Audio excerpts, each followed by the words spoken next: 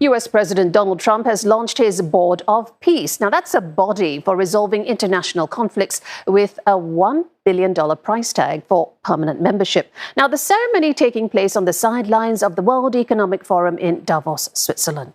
Mr. Trump says that 59 countries have expressed support to bring peace to the Middle East, but he offered few details about the board's mandate, specifically on how the panel will work or might pursue efforts to end global conflicts.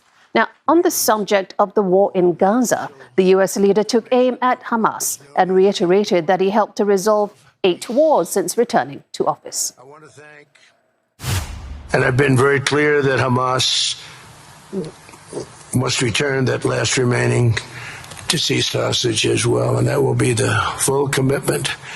And then we get on to other things, and we're committed to ensuring Gaza is demilitarized, properly governed, and beautifully rebuilt.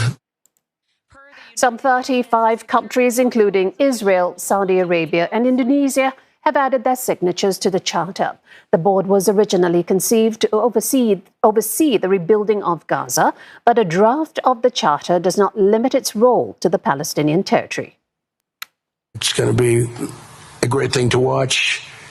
And we can do other things. We can do numerous other things. Once this board is completely formed, we can do pretty much whatever we want to do. And we'll do it in conjunction with the United Nations. You know, I've always said the United Nations has got tremendous potential, has not used it. So what exactly is the Board of Peace, and why is it drawing such strong reactions? Well, the initiative was first proposed last September on the sidelines of the UN General Assembly.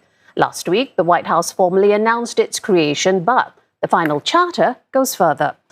It sets up a new international organization with a broad mandate to promote stability, restore lawful governance, and secure lasting peace in conflict-affected regions, not just Gaza and not limited to the Middle East.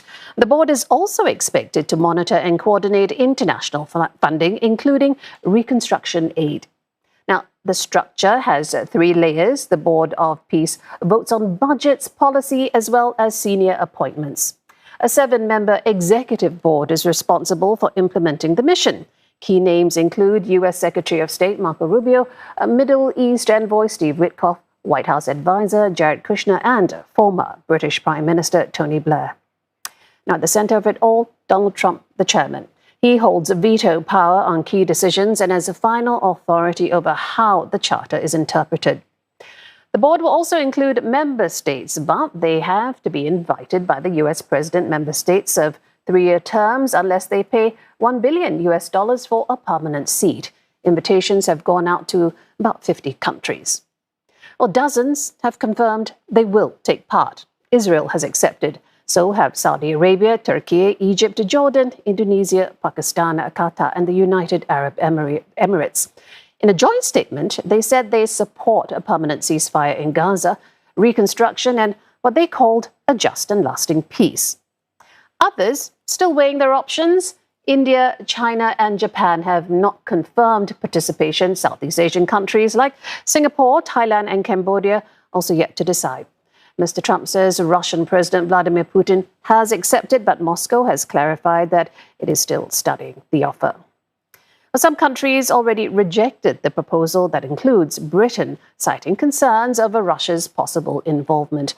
France, Denmark, Norway, Sweden, as well as Slovenia have also declined. Now, the response to the board has been divided. Supporters say it could break diplomatic deadlock, but critics warn it could sideline the United Nations.